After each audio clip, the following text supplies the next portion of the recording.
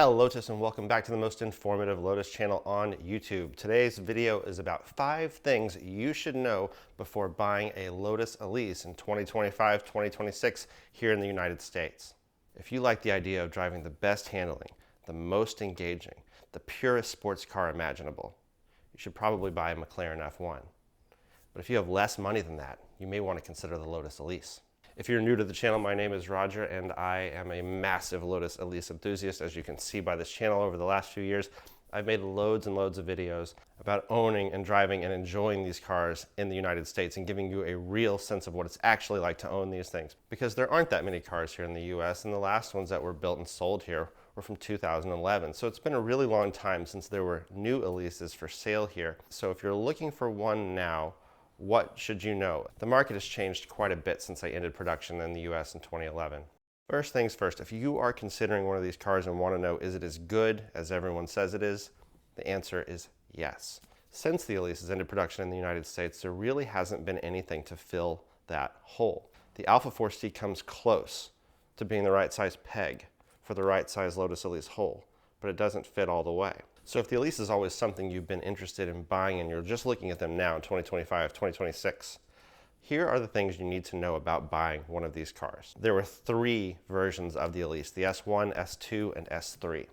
The S1 was never sold here as a street car. You could maybe get a track version and now you can import them. But the ones that we got primarily are the S2. And we also got 1 model year worth of S3s.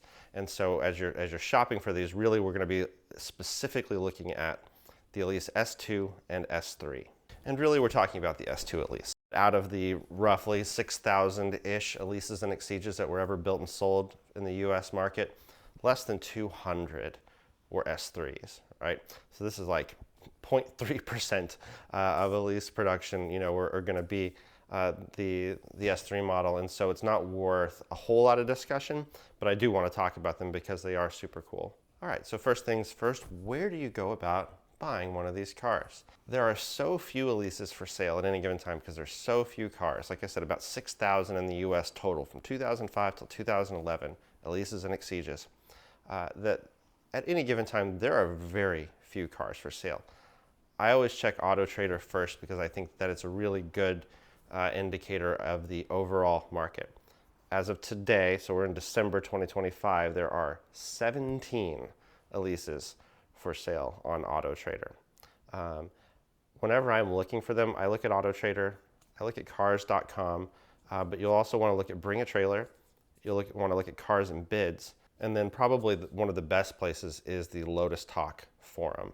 If you've never been around an Elise before, one thing that may not be obvious until you do spend some time near them is that they really aren't like a normal car. So while of course good cars can end up anywhere, if you have the choice to buy a car like this from a dealer that specializes in sports cars and maybe knows something about Lotus, maybe does good service on Lotus cars, or an individual, because these cars at this point, they really are an enthusiast machine and something that needs to be taken care of by an enthusiast. These are quite special cars and they are becoming rarer, and good examples of them are rarer by the day. And so, if you're buying one in 2025, I think I'd want to know that I was buying a pretty solid car. And I think a good way to do that and to be able to talk to people that know something about it as opposed to it just being kind of on a random lot. I think the LotusTalk forum is got to be the absolute best place to find a car because you are going to find one likely owned by an enthusiast, and the way people comment and ask questions on these threads, there's a good chance you're going to get a really good sense of what the car is like, is the price fair, and other folks who can help you answer questions about it, who may even have experience with the car. I mean, there's so few. You really can buy cars and then talk to the people that own them before. That's a little bit different than when you're buying like your average used car where you're probably not going to know anything at all. There was a pretty decent stretch of time where you could buy an Elise for about $30,000. That time is definitely passed at this point, but the challenge there is that because you could own them inexpensively, there's a cohort of these cars that I think have ended up in people's hands that didn't really know how to take care of them. This happens all the time when the market drops on things that are really desirable. People buy them that can just barely afford to keep them going. While the Elise doesn't take a ton, it is still a very, it's a specialty car. And I think of it in terms of, I think these in a way are kind of the modern Shelby Cobra. If I were buying an Elise today that I wanted to use for a long time, I think I would do a mix of buying a car that has been used enough that major issues have probably been caught. I think looking at cars in the 20 to 75,000 mile range is probably the best bet. You're going to see that the cars start off around 35, 39, $40,000, and then asking prices go all the way up to 85 and 90 for some really low mileage cars. But I think that end of the price spectrum is a bit unrealistic. Where these cars are really sitting for good examples seems to be in the $50,000 to $65,000 range. For a naturally aspirated Elise with a clean title, you've got to be really careful when you look at the listings for these cars, because anything in the low end, really in the 30s still now, unless it's got super high mileage or some other known issue, it almost certainly has a rebuilt title. These cars are notorious for having that issue. Essentially, the bodies are two pieces, and getting new, it's always been a challenge to get new bodywork from Lotus. It's particularly hard now, and the clams, the front and the rear, are just both very expensive. And so any accident that essentially requires a replaced clam, either front or rear, almost always totals out the car. And so you have lots and lots of these Elises that were totaled due to minor accidents. But because of that, now carry a salvage title or a branded title or a rebuilt title, depending on the state you live in. And maybe they were fixed correctly, or maybe they were fixed inexpensively with the idea that I'm just going to flip the car and, pocket as much as I can. It doesn't mean there aren't good salvage cars out there, but they're always harder to sell. They can be harder to finance or insure. Most of the time, you don't fully know what went on to get you there. So I wouldn't say don't buy one, but if you're buying one that's a salvage car just because you're trying desperately to get in the game, I would maybe consider something else and wait until you can buy a car that's better sorted, and has a better history. You want a good car if you really want to experience it. And the good thing is, if you get a good car with a good history and you take care of it well, they do hold on to their value. It's not a good investment, but it at least will hold on to its value. We haven't seen them really dip too much. They've really been very consistent. And once you are up close and personal with one, you will see why. Like, they really are special cars. They're not like other girls. You can tell that while it's, it's not a Carrera GT, that it's still something that was very purpose-built, very special, and very focused, and is a true driver's machine, and not something that's pretending. Nothing about the Elise is pretend. It is raw. It is nearly a religious experience to drive one. And so I have always wanted to share that and encourage more people to try them, because it's brought so much joy to me personally, and the experiences have been just amazing, and the people I've met through it have been amazing. If you're looking to buy one, you really have to look at a nationwide search, and I'd say buy it, drive it home, as opposed to shipping it if you can. But the odds that there are, more than one anywhere near where you live, unless you live in a few certain places, is really low. And so to do any kind of shopping at all, it's likely going to be a process where you're looking at a car that is somewhere else. It's relatively easy to do that kind of shopping now. If it's the first time you've ever done it, it could be a little bit nerve-wracking or a pretty different experience than kind of anything you've had before. So it's just to say that, if you're waiting for a car to be a local one, you could be waiting quite a while. And so I would highly encourage, folks to be open to nationwide searches. And if you are serious about it, go talk about it on the LotusTalk forum, because the Lotus community in general is very open. And really want other people to experience their cars. It's not a cult. But there's a better chance than you might expect that someone who does live near you might let you at least come see their car, maybe go for a ride in it. I think with the Elise, if there's any chance you can do that, if you haven't been in one before, you need to, because it is so extreme. It seems cute from the outside, and it seems like, oh, it's just this small, cute little car with, a 4-cylinder engine. How intense could this really be? and then you sit down in one and you realize, oh, this is a race car for the road, and it's really small, and there's nothing protecting me, and it's really loud, and this is, this steering is heavy, and it could be a bit overwhelming. Much more intense to drive than most cars. It's a very, you have to be so tuned into what you're doing and drive extraordinarily defensively too, just because people can't see you because the car is so small. Um, and so depending on the kind of person you are, if you have a lot of anxiety or things like that, then it can take a little time to really get used to it. I think for most drivers, if they found themselves behind it, they would be scared, even if they could drive a manual, because it's just a very intense experience. And once that wears off, it's incredible joy. But it's intense. So you really have to want that and be ready for that. And I know for myself, I wanted that in my mind, and I wasn't even ready for just like what the reality of that would be. Um, I came to love it very quickly, but the first month or so, I questioned, like my decision around doing it, because it was just so much more intense than I expected. And a lot of people will say, you shouldn't do it until if you've never driven one, what are you doing buying one? With certain cars, and at least with the knowledge I had at the time, I had no idea where to try one. I think sometimes we can be nervous about doing that, and even meeting our hero before we drive it. I'd say in the Elise's case, you should try if you can, but it's also not that easy. The car you want to buy, you may not be able to drive first, and I wouldn't say that you shouldn't do it, but I would say to try to educate yourself as much as possible and really look at specific resources for US ownership, because it's a whole different world in the UK. They had Elises up until 2020, and they had a whole bunch more models than we ever had here. And they're closer to home there, and I think there's a bit more support.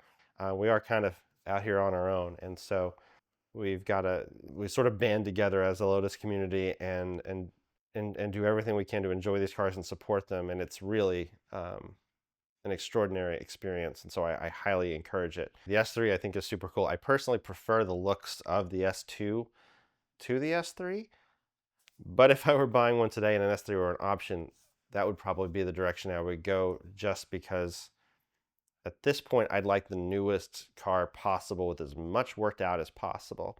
And the S3s also kind of got rid of some of the maybe the weak points of the S2 exterior. So the black plastic trim pieces that are on the S2 Elise, they wear like black plastic trim does on anything, and there are things you can do to refresh it and all that. But the S3 went to some mesh coverings for things like that, that are it's just a cleaner look, and and it basically looks, fundamentally like the last Elises that rolled off the line. And so it's got some nice things there. So I think even though I don't think it looks quite as good, if you really love these cars and just want to have the best version you can of it, I think an S3 makes sense, especially if you can find a supercharged one. But the downside is those are going, some parts you can get for sure because they're using them in the UK, and some parts are going to be harder to get here, right? Just try to get a Lotus OEM wheel of any kind, new from Lotus. Just let me know. Let me know how that goes. Like I said, the newest ones are 15 years old. Across the board for all of these cars at this point, at this age, like all of them should have had their shocks replaced. The kind of rule of thumb on that is I believe 50,000 miles or 15 years. And I think particularly if you're looking at a low mileage car, what concerns me with low mileage cars is that, low mileage for 20 years means they may have been driven a little bit early on and then not used, or maybe, either the person bought the wrong car and it was too extreme for them, but they didn't want to sell it, or maybe can't come to terms with that, or it just, for life happened and it sits. So any Elise that hasn't had shocks, replaced in a reasonable amount of time almost certainly does. Nowadays, most of what you see going in there are coilovers from Nitron. At Innokinetic, Shanu has a set of shocks and coilovers that are his own brand. I think he uses Racetech springs. And then there's Penske. So that there are some other options out there. All of them are good. And the pricing really isn't that unreasonable. But I would say, if you're thinking about buying a car now and it hasn't had shocks done recently, which it probably hasn't, I'd be thinking that's going to be one of the first things I do. On cars that have been driven, a lot of the other issues that people have dealt with and you might hear about have likely been addressed, but that's why kind of the low mileage cars at this point kind of scare me. Um, just for example, some of the cars I've seen are so low mileage that they weren't actually, that they were stored or not driven when there was a brake line recall back in 2006. And so you sometimes still see cars that haven't had that done. And it's like an essential fix. And so there are a handful of things that you really kind of want to educate yourself about. And if you go back and look at some of my old videos, I talk about a lot of those, and I am planning to make a really comprehensive guide. But this video is meant to be a bit more surface level.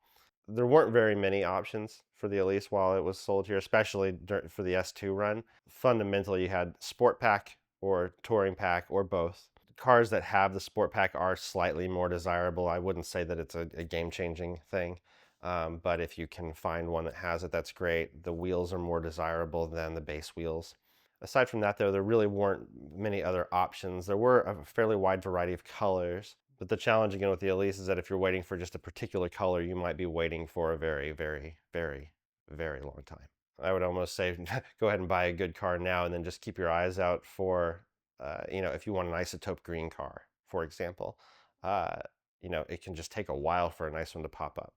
Other options were hardtop. A lot of them got the hardtop. I used to think that getting the hardtop with the Elise was essential. Then when I owned it, I almost always drove it with the soft top and the soft top down, so I don't feel that way now. But the downside is if you don't have one, the only real way to get one is, finding a used one and then maybe repainting it. So if you can get one with it, if you think you might want it, it's probably worth doing that. The one thing I didn't mention, and again, this video is focused on the Elise specifically. I'm going to do a different one on the Exige.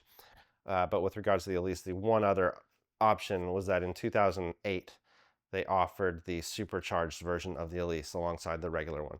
So same motor, but you've got a factory supercharger on the Elise. It adds around 30 horsepower, 30 foot-pounds of torque. It doesn't sound like a lot, but actually, in the Elise, it makes a big difference in the, down low torque.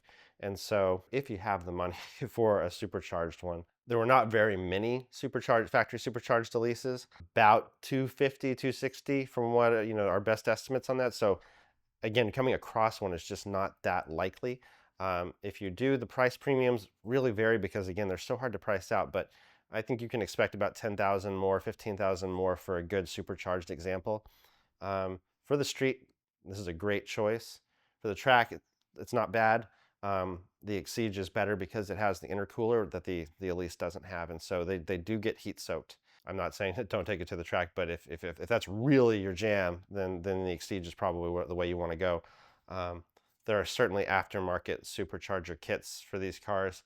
I would look at what Shanu is doing over at InnoKinetic. He's got a new one that he's been working on. So you may come across supercharged cars that are not factory supercharged. It's not necessarily a red flag, but sometimes, the people that are selling them, if they've changed hands a few times, may not know. And Lotus also sold its factory supercharger as a dealer installable option. And so you could have a non-supercharged Elise that gets the factory supercharger on it with a warranty. So fundamentally it's the same, but it wasn't necessarily built that way from the factory, right? When you get into the Exige space, it's a different world. I think it's a world that you should enter after having an Elise, personally, just so that you can really understand the differences and then and the compromises and what you're getting into and why you want to take this extra step towards something even more extreme. I've driven the Exige, I've driven the Exige S240, amazing cars. I personally, I think I would prefer having an Elise because I like having the rear window to see, but from a visual perspective, I mean, the Exige is an amazing looking car.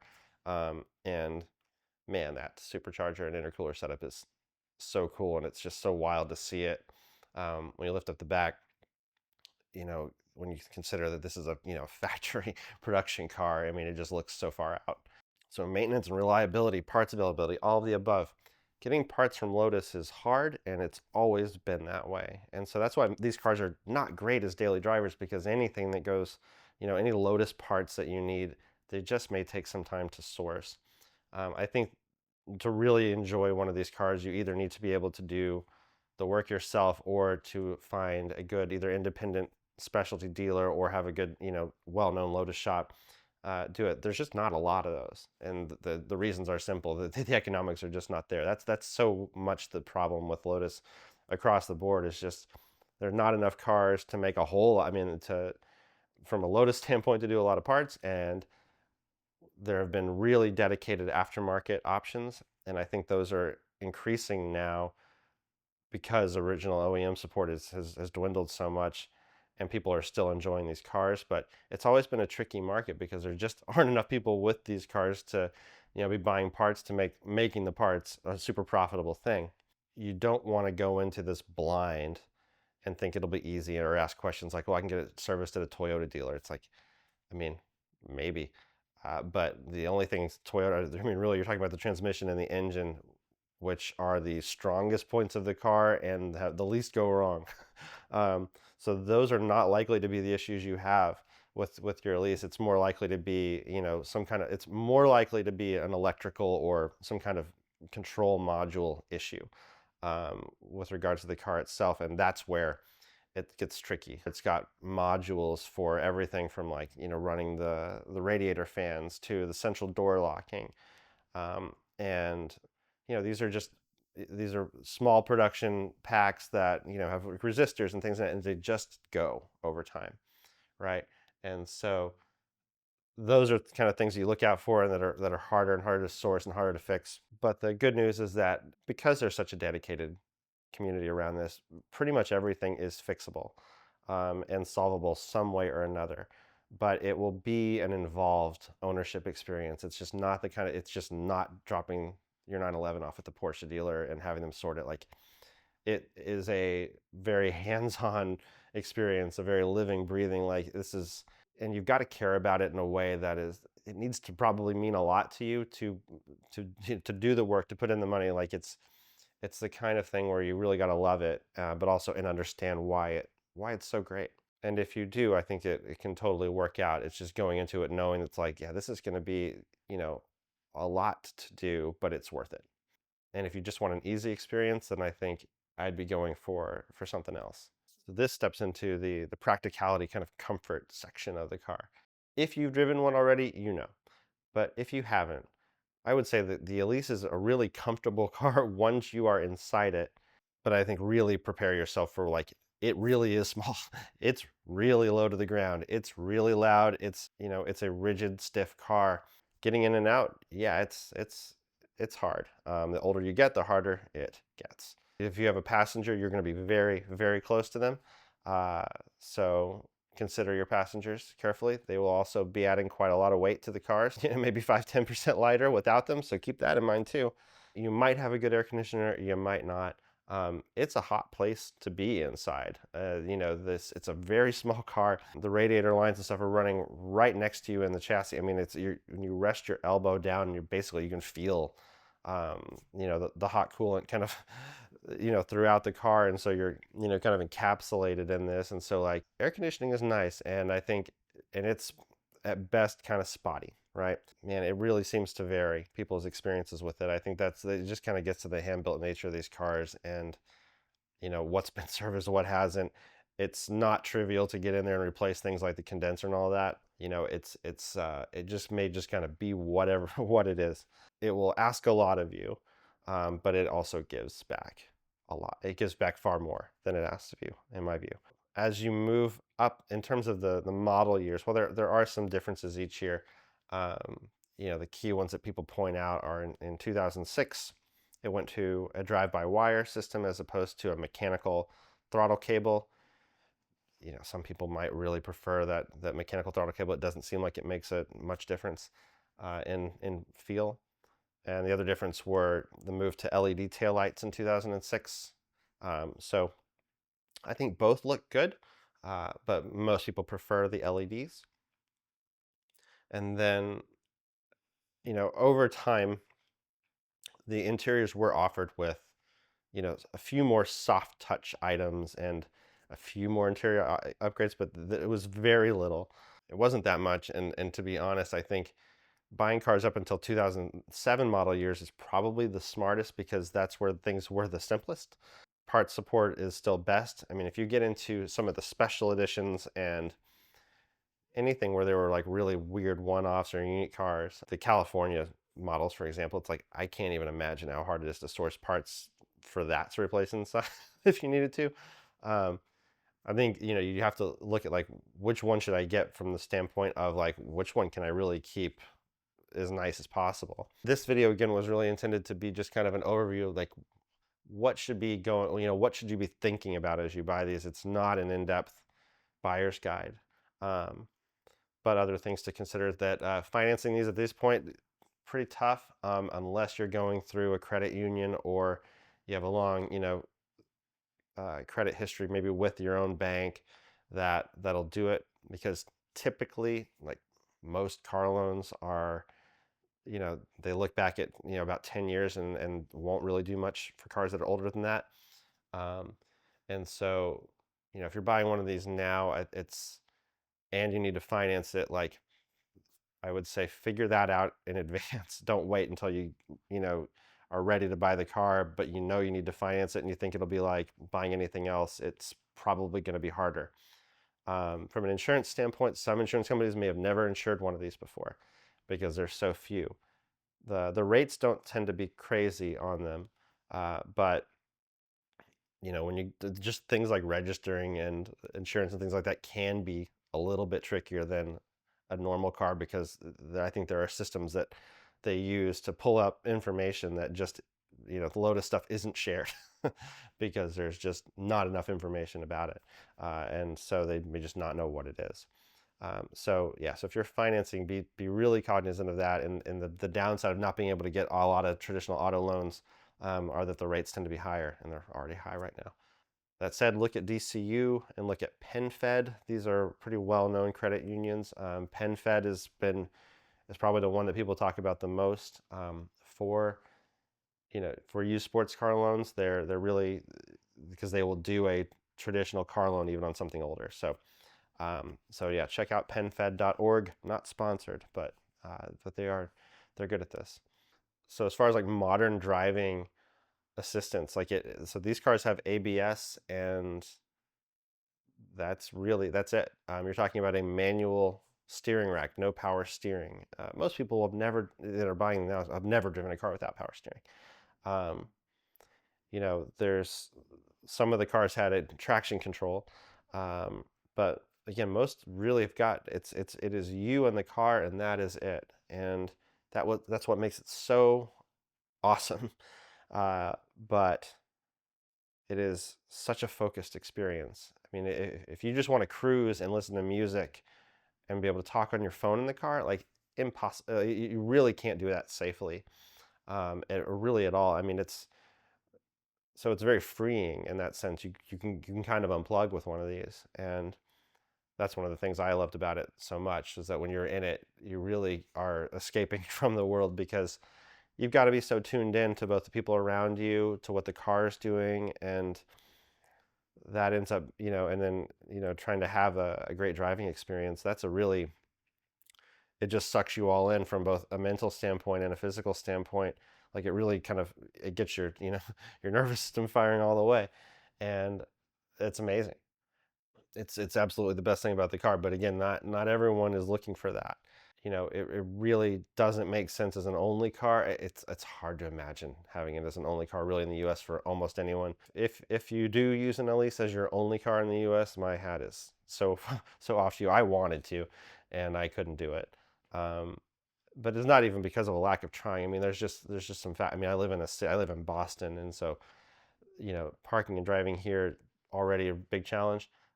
With a car like the Elise, it just would get destroyed easily. But you know, if I just lived way out in the country or something, and had a farmhouse or whatever, and my driving wasn't like that, you can maybe pull it off. But then you're going to be out in the middle of nowhere, and it's hard to get service. So there are pros and cons and strikes and gutters all throughout life that we must deal with. It is such a cool, amazing experience, but it lacks a lot of what people enjoy in, you know, modern, comfortable sports cars and supercars. You know, driving the Emira is just completely different. I mean, it has the feel and the ethos of a Lotus, I think, for sure, but feels like a regular car, even though it's still, very focused and intense. The Elise does not. It, I think it really is a step up from a motorcycle, and a step down from a car. you know, it's it's so unique, and in the same way that the McLaren F1 was built into this, to be the ultimate at no price point. Um, I think the Elise, I mean, it really was built to be the ultimate within the parameters of regulation, and that's why and they push so hard at that. I mean, it's really remarkable if you watch the documentaries or read anything about the initial design. I mean, they were so dedicated to this concept and idea of what they were making, um, and what it was about. That's rare, in the car world. There's always so much else going on that feeds into it. This was something that was really just designed to be, exactly what it is, and they really were able to take a no compromises approach to it, which just hardly ever happens. I mean, and those are always the cars that are the most interesting, and I think will captivate people for the longest time. But it's our job now to keep them going, and for the next generation of people to enjoy them. These are more complicated than old Cobras are, and so there's going to be a need to find ways to solve some of the electrical issues that they can have over time. I think that the old Cobras wouldn't have, but I still think it fits in that slot, sort of as a future. These are important cars. They're always on everyone's top list of best sports cars, and when it comes down to it, if they're not number one, often people, I think, want to make them number one and feel like they can't because there's something more expensive that they could choose instead, or something fancier. But you know, if you start looking at other automotive journalists and a list of their favorite cars, the Elise is almost always on there, and it's not always like the hottest version of it either. It's often the S1, or so it's you don't have to have, like, any Elise will do. And the ones we got in the U.S. are super cool. I mean, the 2ZZ motor in these is awesome, and that's something you won't know until you drive one. And especially when it gets into the second cam, it's got this variable timing. I mean, it just feels like a rocket, and it sounds so good. And it's like, I mean, it's this Toyota engine that's kind of race inspired with and it's got all forged internals and stuff. I mean, it's really, really cool. Like, they got every little bit of it right. They really didn't skimp on anything, except safety. And so they're just I want everyone to have one. Only about 6,000 US folks can have one. So if you don't and it's something you've been thinking about, I'd say go for it, and just start spending time looking at them and talking to folks about them, and eventually the right car for you will likely pop up. And I wouldn't rush it at this point. There's not enough of the cars in various states of condition. You want a good one. Thanks for taking the time to watch this video. I hope it was informative, as I promised it to be. And if an Elise is something you've thought about, find a way, make it happen. It's so worth it. It's been a life-changing experience for me, and for really everyone I know that's gone for one. And now is the time when you can still get one, a good one. And I think that time is what is shorter and shorter with regards to what's going to be out there. We're definitely getting to that point where it's going to be harder to buy them. And so I think if they are something you want to experience and still get at a non-astronomical price, the next few years is going to, I think, probably will be the last few years where you can get a pretty good car for reasonable money that you can keep going. And then after that, I don't know where we end up. Just fewer and fewer for sale, which could very much push the price up.